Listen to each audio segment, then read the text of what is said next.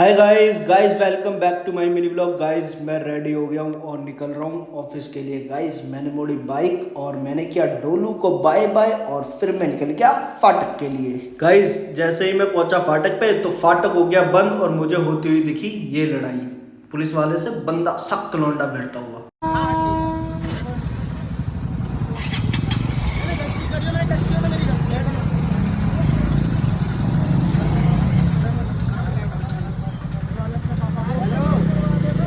मैंने लड़ाई देख के थोड़ी सी रिकॉर्ड करके और मैं निकल गया यहाँ से। Bye bye guys.